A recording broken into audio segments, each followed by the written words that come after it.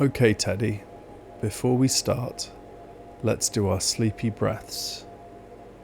Smell the strawberries. Blow the dandelions. There, that's better. Now we're ready for the story.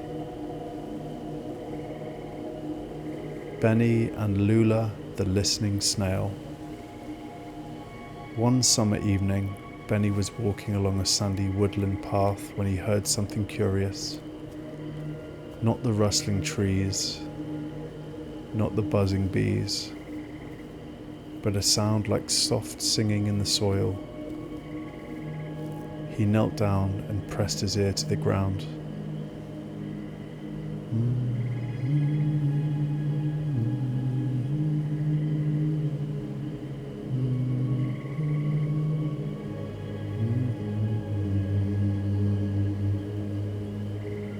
Hummed the earth. Out popped a small spiraled snail with glittery antennae and a shell that shimmered like a seashell dipped in the moonlight. "Hello," she said dreamily. "I'm Lula. I listen to everything." Benny tilted his head.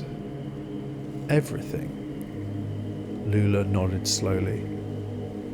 "The roots when they gossip, the puddles when they sigh, even the wind when it forgets where it's going."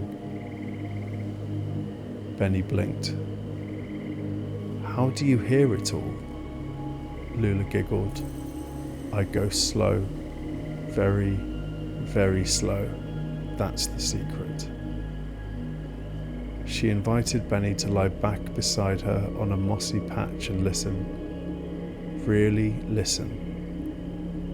At first, Benny only heard his own breathing, and then a butterfly flapping near a dandelion, a ladybird tiptoeing across a daisy, a worm hiccuping just once, and the soft snores of a sleeping squirrel far above.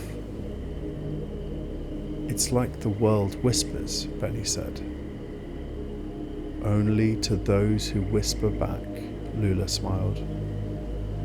And as the summer sky deepened into blue velvet, Benny felt his eyes begin to flutter shut. Lula curled up in her shell, and the earth sang a lullaby just for them. The end.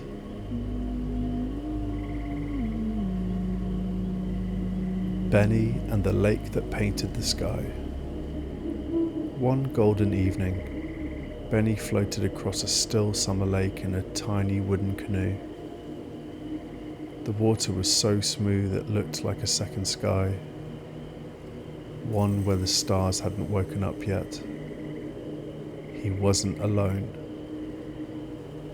A dragonfly named Otto buzzed beside him, wings like stained glass windows catching every bit of light. "You're just in time," Otto said. "The lake's about to begin." "Begin what?" Benny asked, dipping his paw into the cool water. But Otto just smiled. "Watch." As the sun slipped behind the trees, ripples on the lake shimmered, and slowly, like a giant paintbrush moving across a canvas, colours began to bloom across the surface. Lavender clouds, peachy swirls, a splash of silver, a burst of sky blue. The lake, Benny realised, was painting the sunset. "It does this every evening," Otto whispered. "It listens to the day, then paints how it felt." Benny watched in silence. He saw the golden lines of laughter, the rosy dots of playtime, even a little patch of grey. Maybe someone had been sad for a moment. "It remembers everything?" Benny asked. Only the gentle bits, Otto nodded. Benny stayed until the stars arrived, the painted sky fading into quiet. The lake had finished its masterpiece, and now it was time to rest. He padded home, heart full of colour. The end.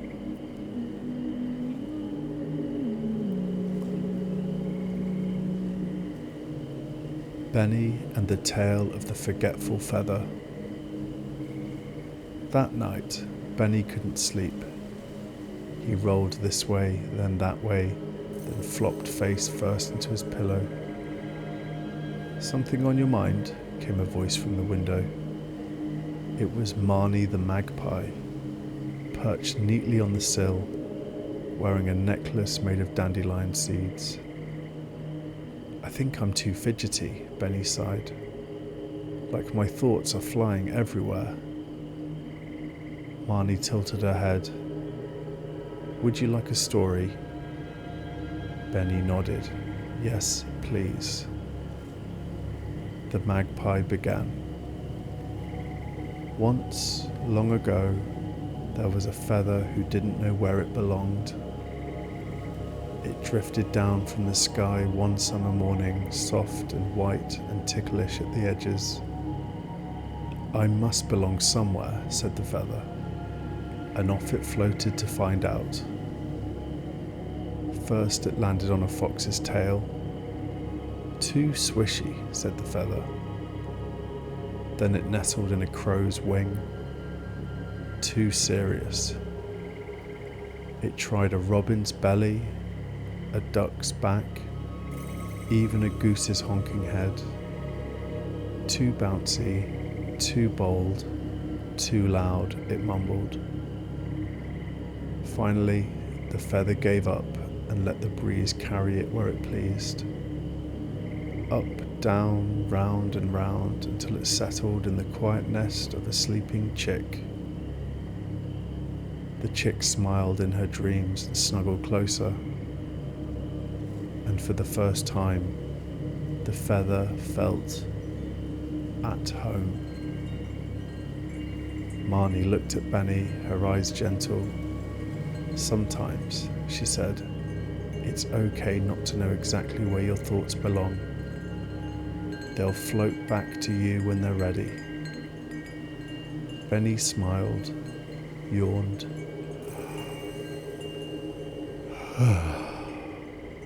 and curled up tight.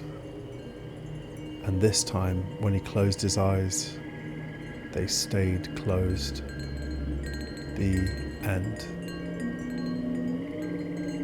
Benny and the Moon's Lost Yawn.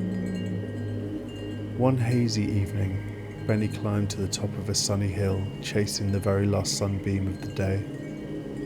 But something felt different. The sky wasn't getting sleepy. The stars hadn't blinked on. The crickets weren't chirping. And the moon high above looked wide awake. "That's odd," Benny mumbled. "It's past bedtime." Suddenly, a ladder made of owl feathers appeared beside him. Benny blinked once, then twice. "Come up," hooted a tiny voice. "She needs help." So Benny climbed higher and higher, all the way to the moon. She sat cross-legged on a cloud, looking flustered and fluffed up. "Oh, hello," said the moon. "I've lost my yawn." "Your yawn?" Benny asked. "Yes," she nodded. "The big sleepy one that starts the whole night. Without it, no one feels tired." Benny gasped. "That explains the wide-awake sky." The moon searched her pockets. Benny checked under the craters. They even peeked behind a passing comet. Nothing. Until they heard it. A soft yawn.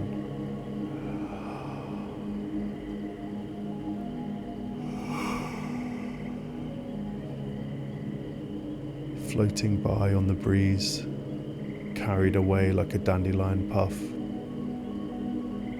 Benny reached out gently, caught the yawn in both paws and handed it back. "Thank you," said the moon, placing it into her mouth like a jewel.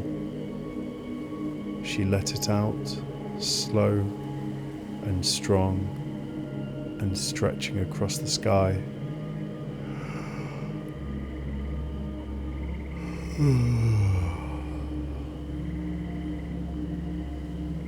Suddenly, the stars blinked awake. The crickets began to sing. The shadows stretched and curled like sleepy cats. And Benny? He didn't even notice himself yawning too. And the moon tucked him into a nearby cloud. The end. Benny and the trumpet that called the fireflies. There was a clearing Benny loved to visit at dusk, a place where the grass tickled your ankles and the sky smelt like honey. But tonight, something unusual happened.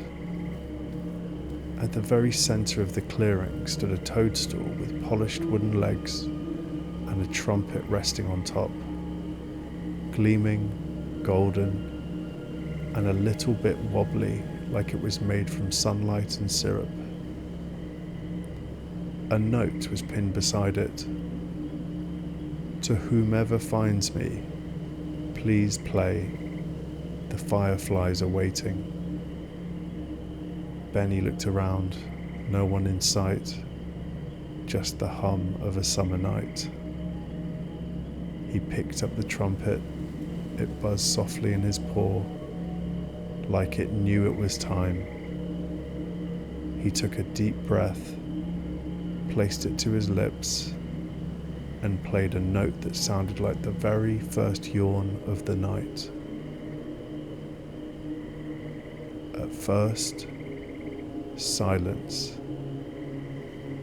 Then, a flicker, a blink, a glow.